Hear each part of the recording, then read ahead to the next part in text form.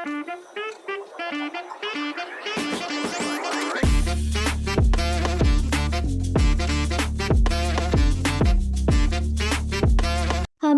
12 ads बनानी है 12 products के लिए 12 महीने के लिए।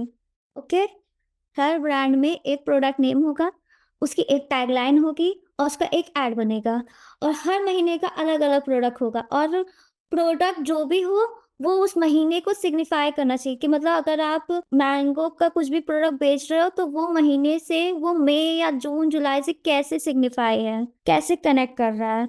ठीक है, सिंपल। जनवरी से लेकर दिसंबर तक आपको 12 एड्स बनाने हैं। एड्स ऐसे होने चाहिए कि कोई एड अगर फरवरी मंथ का बना रहे हो, मान लो फरवरी मंथ में आपने वैलेंटाइन चीज को पकड़ा है, आप कोई भी थीम पकड़ सकते हो, मगर उस थीम का उस मंथ के साथ कनेक्शन होना चाहिए। क्या पता ट्रेड फेयर आपने पकड़ा, ट्रेड फेयर मार्च में हो रहा है मान लो, ठीक है, पुष्कर मेला मार्च में हो रहा है, तो अगर आपने पुष्कर मेला से रिलेटेड कोई एड पकड़ा है तो वो उस मंथ में होना चाहिए। Means that theme should connect with that particular month. और एड कैसे बनेगा? उस प्रोडक्ट का एक डिफरेंशिएशन पॉइंट होगा, कुछ बेसिक फीचर्स होंगे, टैग लाइन होगा और the main thing is design thinking skills आपको डेवलप करना पड़ेगा। फाइनली आपका एड दिखने कैसा वाला है वो इंपॉर्टेंट है, ठीक है। अगर आप कुछ लिखते भी हो ना एड के बारे में, तो आप ये सोचो कि फाइनली दिखेगा कैसा। जब इंस्टाग्राम चलाते हो, यूट्यूब चलाते हो, हम लोगों को कोई ना कोई क्रिएटिव दिखता है, राइट? कोई ना कोई क्रिएटिव दिखता है ना कि 50% ऑफ ऑन दिस फर्नीचर, ठीक है, Amazon बिग बिलियन सेल्स या what ever, Flipkart big billion sale, what ever what ever what ever, creative दिखता है ना, उसमें कुछ बातें लिखी रहती है ना। अगर मैं ऐसा बोलूं कि 100% फन 50% बिल, तो समझ में आया अरे यार 50% पे करना और 100% मजा मिलेगा। तो ये हुआ ना कि कुछ तो लिखा हुआ है ऐसा एड में कि हम लोगों को मन कर जाए कि अरे वाह क्या, तब तो मैं खरीदूंगा। तो एड में आप क्या लिखोगे कि सामने वाला इंसान इंस्टिगेट हो जाए उसको हाथों हाथ लेने के लिए। तो कुछ पॉइंटर्स बता रही हूँ, क्विक बताऊंगी, ठक ठक ठक ठक, इनमें कान आंख नाक कान सब कुछ खोल के रखो, ठीक है। और आज का सेशन इस बात पे केंद्रित है कि आप एड्स कैसे सोचिएगा, आपको एड्स कैसे सोचना चाहिए, एड का फाइनल मकसद क्या होता है, एड विजुअली कैसा दिखना चाहिए, एड के अंदर की कॉपी कितनी लिखी होनी चाहिए, एड के अंदर की कॉपी क्या लिखी होनी चाहिए, ये सारी चीजों का आंसर आपको कुछ पॉइंटर्स में मिलेगा। मैं एक एक करके पॉइंटर्स बता रही हूँ, ध्यान से सुनना एंड आप लोग भी इनसाइट्स दे सकते हो, लेकिन क्विक, हम लोग एक एक पॉइंटर पे एक एक मिनट लगाएंगे, ठीक है। तो this session is just about the pointers, not on the discussion of the pointers. Okay, so here I go. आज मेरा कॉल था 10 बजे का, सुबह का कॉल था, उसमें मैंने टेक अवे लिखा है कि before digging deep into visual creative, जब जैसे फाइनली एड कैसे दिखेगा, think about what could have been the potential brief. मान लो किसी ने तुमको बताया है मेंटोस दिमाग की बत्ती जला दे, ठीक है, ये ऐसा क्रिएटिव दिखा, तो तुमको ये सोचना चाहिए इस क्रिएटिव को बनाने के पहले मतलब कॉपीराइटर को क्या ब्रीफ मिला होगा, ब्रांड की तरफ से या उसके मैनेजर की तरफ से ब्रीफ क्या मिला होगा, तुमको इस वे में सोचना पड़ेगा, ठीक है।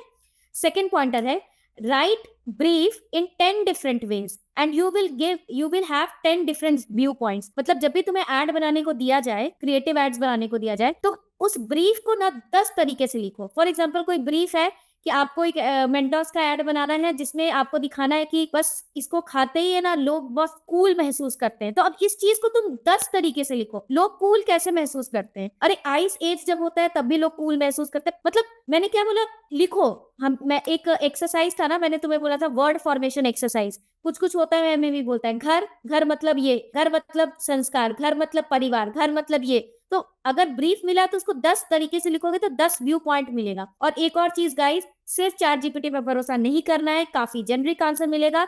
ये एक एड फील्ड है, ये क्रिएटिव फील्ड है, इसमें ह्यूमंस की जरूरत पड़ती है, क्रिएटिव ब्रेन की जरूरत पड़ती है, और आज भी ब्रीफ दिए जाते हैं और लोग दिमाग और सर खपाते हैं एड्स लिखने के लिए, ठीक है, लिटरली खपाते हैं। तुमको क्या लगता है जितने भी एड्स अभी इंग्लिश में चल रहे हैं, इसको लगा डाला तो लाइक जिंगा लाला, इसको क्या लगता है तुमको चैट जीपीटी ने दिया होगा? ये लगा डाला लाइक जिंगा लाला, किसी के दिमाग का ही होगा ना आंसर कि हाँ ये होना चाहिए। और सोचो कि टाटा ने उस कॉपीराइटर को क्या ब्रीफ दिया हो कि तुम कैसा टैगलाइन, किस दिशा में सोचना है तुम्हें, ठीक है। Next point, best idea. What is the best idea? तुम बोलोगे कि किसी चीज के लिए बेस्ट आइडिया क्या है? To have great ideas is to have many ideas. मतलब अगर तुमको कोई ग्रेट आइडिया सोचना है तो तुम 50 आइडिया सोचो, 100 आइडिया सोचो, तभी तुम ग्रेट आइडिया सोच पाओगे। ऐसा सोचो कि what could be the play, what could be that one observation that will make people से क्या कह दिया है तुमने। कुछ ऐसा बोलो कि पीपल विल थिंक क्या कह दिया, क्या बोला है बॉस, क्या हुआ है बॉस, मतलब ऐसा होना चाहिए, ठीक है। Next, think about insights. Insights के बारे में सोचो कि वो आइडिया, वो इनसाइट्स क्या दे रहा है। कोई एग्जांपल याद है श्रेया? जल्दी से बोलना तू। इम्यूनिटी जूस रहेगा, उसमें जो है आपके पास उनका बहुत जो इंसाइट था, ऐड था, वो बहुत सिंपल था। उन्होंने बस नॉर्मली बता दिया था कि वो इम्यूनिटी के लिए है, बट उसमें हमें और जानना है कि इम्यूनिटी के लिए क्या है भाई। ये प्रॉब्लम, क्या प्रॉब्लम है, अच्छा ये प्रॉब्लम है, तो प्रॉब्लम में और घुसो। अच्छा ये 4 तरीके की आपको डीप जाओ, गहरा सोचो। हाँ हाँ, डीप जाओ, गहरा सोचो, और जितना वो बोलते हैं कि जितना छानते हो लेयर, छानो। हाँ जैसे और अनियन होता है ना, अनियन, अनियन, हाँ उसका लेयर पे लेयर छानो छानो छानो, निकालते चलो। हाँ इतना सोचो, सोचो कि तुम्हारा दिमाग मतलब सच में तार हिल जाना चाहिए दिमाग का। किसी प्रॉब्लम के बारे में इतना सोचो। मान लो तुम है ना एक ऐड बना रहे हो हॉस्पिटल पे, तो हॉस्पिटल का मान लो आईवीएफ सेंटर पे ऐड बना रहे हो, तो आईवीएफ सेंटर मतलब जिनको बच्चा नहीं होता है और वो आईवीएफ सेंटर में आते हैं। अब बच्चा क्यों नहीं होता है, क्या तकलीफ है, क्या इमोशन जुड़ा हुआ है, सब कुछ सोचना पड़ेगा। ये मत प्राइमा फेसी पे मत जाओ कि बस बच्चा नहीं होता है तो हम लोग आईवीएफ सेंटर आते हैं और इलाज करवाते हैं। No, that should not be the thought process. Go deep deep deep, emotion emotion emotion. और उन्होंने एक तरीका दिया है, तलाश, तर्क और तकनीक। पहले तलाश करो उस प्रॉब्लम के बारे में, पूरी चीजें सोचो, तर्क सोचो, लॉजिक सोचो कि इस प्रॉब्लम का अगर हम लोग सोल्यूशन दे रहे हैं तो हमारा सोल्यूशन ही राइट लॉजिक क्यों है। फिर टेक्निक सोचो कि हम लोग किस तरीके से उसको बताएंगे कि वो समझ में आ जाएगा। मान लो मेरी टारगेट ऑडियंस मजदूर है, मान लो, ठीक है, हम लोग एक ऐसा ऐप बना रहे हैं जिसमें बिहार यूपी के मजदूर दिल्ली जैसे शहरों में जॉब्स ढूंढ सकते हैं। फॉर एग्जाम्पल अपना ऐप जैसा एक ऐप होगा मजदूरों के लिए। तो हम लोग टेक्निक क्या लगाएंगे? क्या हम लोग उससे इंग्लिश में बात करेंगे? नहीं ना, हम लोग उनकी भाषा में बात करेंगे, राइट। हम लोग जब ऐड लिखेंगे तो थोड़ा सा इंग्लिश लिखेंगे या बहुत ही ज्यादा सिंपल हिंदी लिखेंगे, राइट। अभी फटाफट मैं चल रही हूँ नेक्स्ट पॉइंट पे। और always ask yourself in the process of making an ad, so what, अगर मैंने ये चीज लिख दिया एड में कि मेरा एक प्रेशर, एक ऐसा कुकर है जिसमें हर टाइप का खाना बन जाएगा, one wonder cooker that will solve all your kitchen solutions, so what, मुझे क्या। हर चीज में लास्ट में पूछो सो व्हाट, मुझे क्या। ऐसे करते करते तुम सबसे अच्छा डिफरेंशिएशन पॉइंट पे पहुंच जाओगे। And what is this differentiation point about that product की वो बहुत डिफरेंट कैसे है। मार्केट में 100 प्रोडक्ट है लेकिन वो डिफरेंट कैसे है, तुमको सो व्हाट करके बहुत अच्छे डिफरेंशिएशन पॉइंट पे पहुंचना है। Next point is keep in mind that your add should be understood by layman. अगर तुम्हारे एड को देख के एक 5 साल का बच्चा नहीं समझ पा रहा है, एक लेमैन नहीं समझ पा रहा है, उसका दिमाग का प्रेशर बढ़ रहा है, तो यानी वो बहुत खराब एड है। Please you have to kill your own babies. कभी भी किसी एड के साथ गठबंधन और शादी मत कर लो कि हाँ मैंने ये एड सोच दिया अब तो मैं यही ही एड बनाऊंगा बनाऊंगी। You need to have that attitude of killing your own babies. कोई एड सोचा नहीं वर्क कर रहा है, सामने वाला मना कर रहा है, just leave it, go with that another ad. Next point, show others, मतलब फ्रेंड्स को दिखाओ, अपने लोगों से पूछो कि क्या तुम्हारे एड को वो 1 सेकंड में समझ पा रहे हैं। सबसे अच्छा फीडबैक तुमको वही मिल जाएगा, ठीक है। Ad is equal to insights and idea gain. Ad का मतलब सिर्फ ये नहीं है कि ये फोन है, ये 50,000 का फोन है, इसमें एक पेन आपको सुविधा मिल रही है, नहीं, कुछ और इनसाइट, कुछ और आइडिया वो काम करता है। थॉट प्रोसेस होना चाहिए from the product to the ad. Product को जियो, उस एड के लिए उसको जियो कि लोगों की प्रॉब्लम्स कैसे सॉल्व कर रहा है। फिर while making ad think as slow as possible. ASAP हम लोग बोलते हैं ना कि हम लोगों को चाहिए हर चीज ASAP, as soon as possible. Ad बनाने के लिए नहीं होता है ऐसा काम, उसमें जाना पड़ेगा एज स्लो एज पॉसिबल, ठीक है। Next point, human experience of the product should be reflected in the ad, ठीक है। अब एरियल का जो एड के बारे में मैं हमेशा चर्चा करती हूँ, एरियल का जो रिसेंट एड था उसमें यही था कि वर्किंग वुमेन सब कुछ कर रही है, बच्चा संभाल रही है, ससुर को खाना दे रही है। एरियल सिर्फ ये नहीं बोल रहा है कि मेरा एरियल यूज करो, वॉशिंग मशीन में डालो और कपड़े धो लो, आपका लोड शेयर हो जाएगा। नहीं, उसने एक टैगलाइन लाया, शेयर द लोड। और उसके लिए पता है पूरा वीडियो एड कैसे बनाया? ऐसा बनाया कि वर्किंग वुमन है, वो सब काम कर रही है लेकिन उसका पति उसके साथ शेयर नहीं कर रहा है लोड, ठीक है। एंड लास्ट में कॉन्सेप्ट दिया शेयर द लोड। तो think out of the box, think कैसे तुम घुमा फिरा कर उस चीज पे लाओगे। उस ब्रांड का टैगलाइन था फिलहाल के लिए शेयर द लोड। अभी शेयर द लोड के लिए वो कहाँ तक गया, वर्किंग वुमेन के प्रॉब्लम्स तक गया। तो तुम्हें रिसर्च बहुत करना है और रिसर्च करने को इंजॉय करना है। अगर तुम वो नहीं करते हो तो तुम ऐड नहीं बना सकते। पता है मतलब मैं देख रही थी अभी जब आईपीएल सीजन चल रहा था, आरजे रौनक को मैं सुन रही थी, रेड एफएम का one of the famous RJs है, जिसको तुम लोग बउआ के नाम से वो जानते हो। बउआ कौन कौन जानते हैं? आरजे बउआ। तो उसने ना मतलब वो क्रिकेट की कमेंट्री, क्रिकेट के रिकॉर्ड्स को बता रहा था। पता है वो कहाँ से स्टार्ट किया?